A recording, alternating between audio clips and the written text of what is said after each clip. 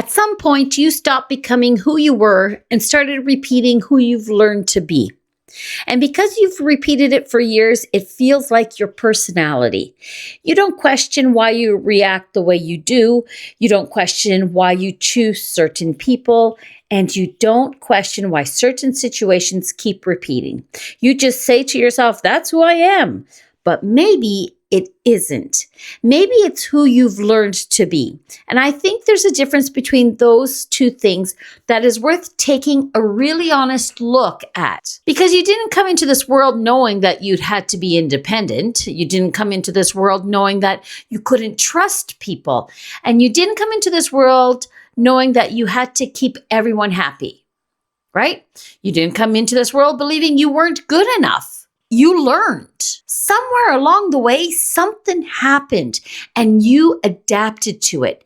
Maybe you learned that asking for help didn't get you anywhere. People didn't show up, right? So you stopped asking. Maybe you learned that being vulnerable wasn't safe, so you became guarded. Maybe you learned that when people were upset, you needed to fix it, right? You wanted to keep the peace. So you became that person who always keeps the peace. Maybe you learned that making mistakes got you criticized. So you became incredibly careful, right? You learned that nobody was coming to save you.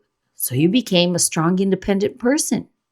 And maybe that independence really did become one of your strengths. That's very important to say because we're not here to label everything you've ever learned as bad.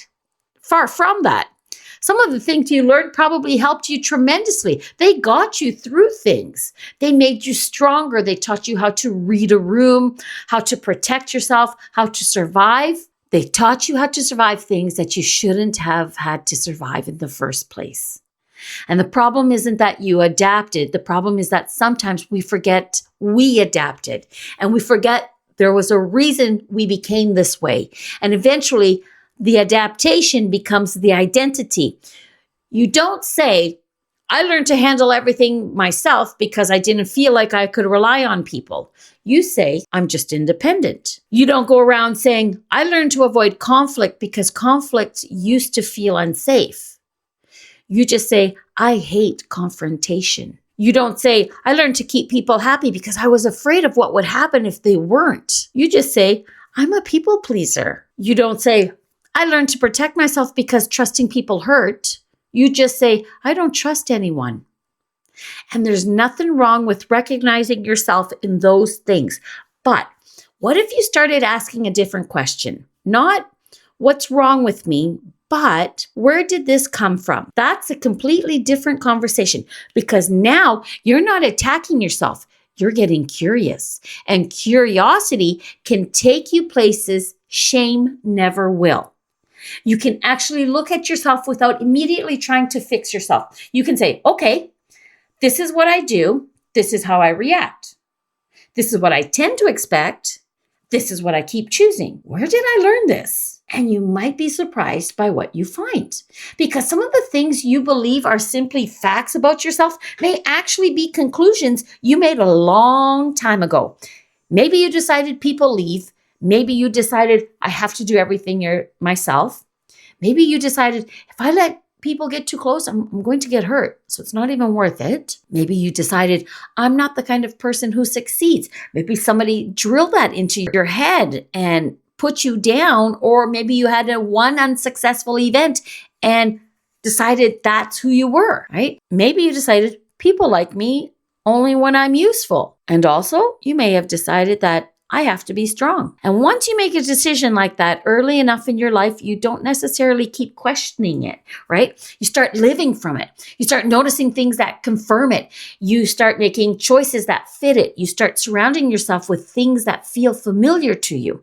And eventually it becomes the lens through which you see yourself. That's when programming gets really interesting because programming isn't always some obvious belief sitting in your head saying, here's what you need to do.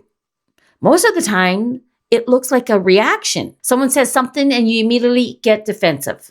Someone gets close and you pull away. Someone needs something from you and you immediately say yes. Someone disappoints you and you shut down. An opportunity appears and you immediately find a reason why it won't work, right? You start questioning, you start labeling all these things. You don't stop and think, which part of my identity is making this decision? You just do it because it's familiar, and familiar feels like truth. That's why this can be so difficult to see. You can live inside a pattern for years and never realize you're living inside a pattern. You think you're just being yourself, but sometimes you're not being yourself. You're being what you've practiced. And I want to be careful here because this isn't about turning everything you do into some psychological problem. No, not every preference is programming. Not every boundary is a wound. Not every reaction means you're broken. Not at all. Sometimes you genuinely don't like something. You genuinely don't want something, and genuinely you are an independent person, right? The point isn't to question every part of yourself. The point is to know yourself well enough to tell the difference. That's the work.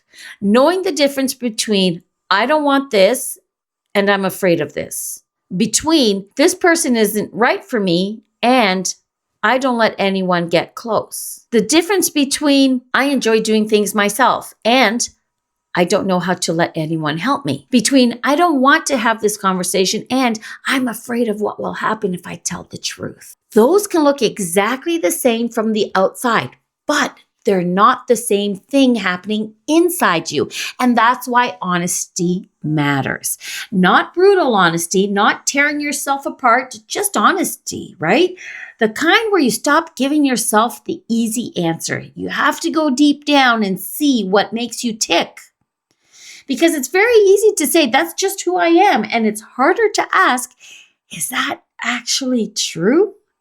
And this is where I want to give you something practical, because I don't want to sit here and tell you that you create your reality and then leave you with nothing to do with that information, right? There's too much of that nonsense on the internet right now. What do you actually do with this? Well, you start here. For the next few days, don't try to change yourself. Just watch yourself. That's it. Watch what happens. Pay attention to the moments when your reaction is immediate. The moments where you don't even think, right? Someone says something and you get defensive.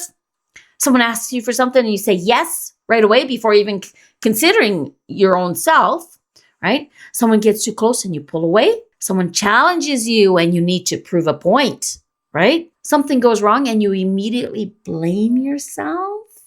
Something goes right and you immediately start worrying about what could go wrong next, right? You're going to go look for something because maybe you're not used to things always going right. Don't judge any of it. Just notice. And then ask yourself 4 simple questions. What happened? What did I feel? What did I automatically do? And then here's the big one. Why? Not the surface answer. Go one level deeper. Because I got angry isn't the whole story. What was underneath the anger?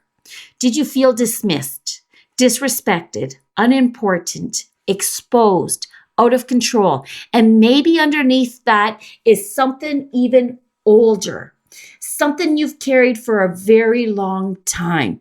You don't have to solve it immediately. You just have to see it, because seeing something clearly changes your relationship with it. And eventually you may start catching yourself in the moment.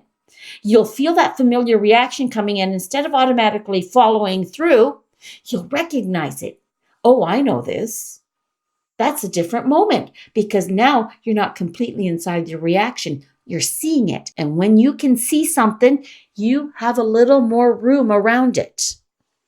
That's where choice starts. Maybe you still make the same choice. That's okay. The first step isn't changing the behavior. The first step is knowing you're choosing it, because you can't reclaim something that you're not aware you've handed over. And this is where I think people misunderstand personal power. They think being powerful means being in control all the time, and it doesn't. Sometimes power looks like admitting, I don't know. Sometimes power looks like asking for help, like saying no, like staying, like leaving, like having the conversation you've been avoiding for years. Sometimes power looks like doing nothing. And sometimes power is simply being honest enough to say, this isn't who I want to be anymore. And that is so powerful. Not because someone told you to change, but because you decided. And that's what I want the return to be about. Not telling you who you should become, not giving you another identity to wear, not telling you what your life is supposed to look like. Oh, goodness, no. Because you've had enough people in your entire life already telling you that.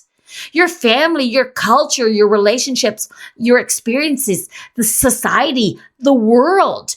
Have you noticed how everyone's always trying to tell you what to do, what to be, what you should be doing?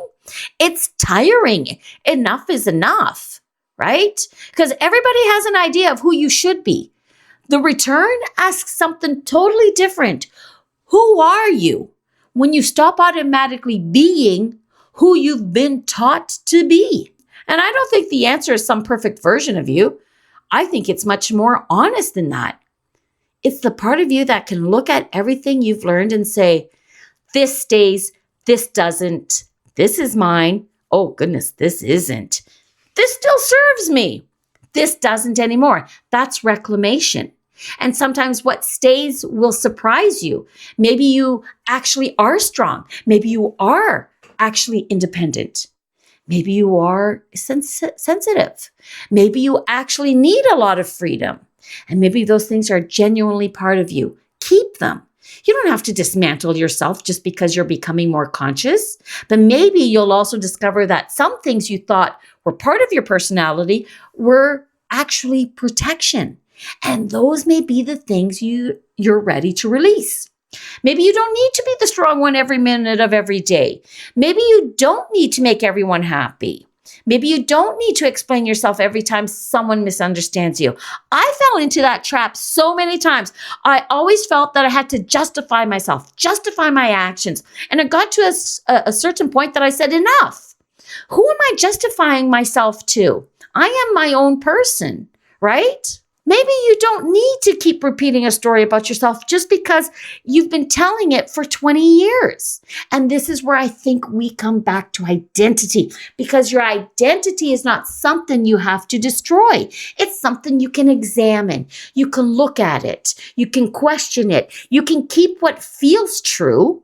You can release what doesn't. And you can let yourself change, because changing doesn't mean you were fake before. It means you're alive. You're allowed to outgrow yourself. You're allowed to discover that something you needed once isn't something you need anymore. And there's nothing wrong with that. You're allowed to become unfamiliar to people who only knew the old version of you. And you're allowed to become unfamiliar to yourself for a little while. And that part matters, because when you stop living from the old programming, there can be a period where you don't know exactly who you are yet. You know who you're not.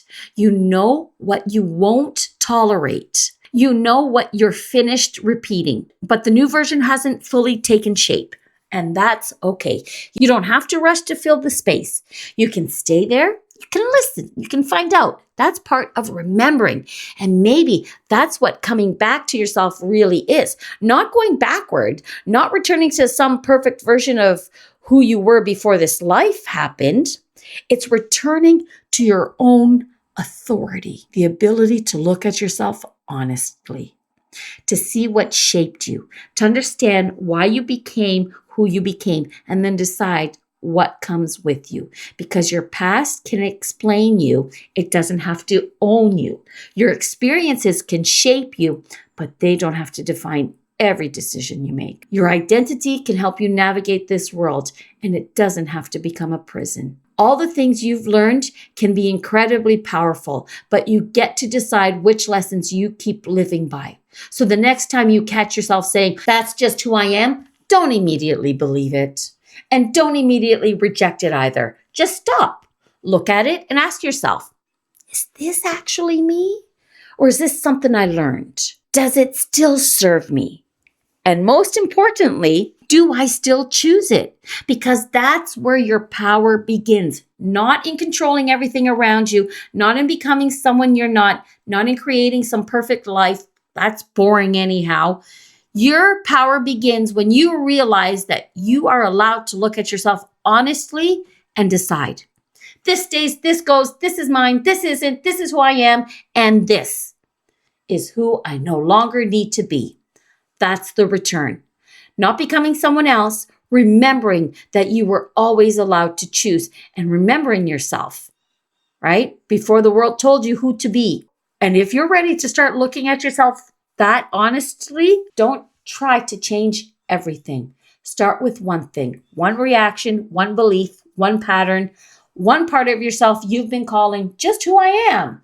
Look at it and ask yourself, is this really me? Then give yourself permission to find out. I invite you all to subscribe to the channel as I will keep on deciphering and showing you the returns framework. And there are a lot more resources, free and paid memberships on my Patreon, should you feel the calling. I'm putting the information out and it's all here. You can either take it or leave it. It's totally up to you because my channel is all about empowering you to be you.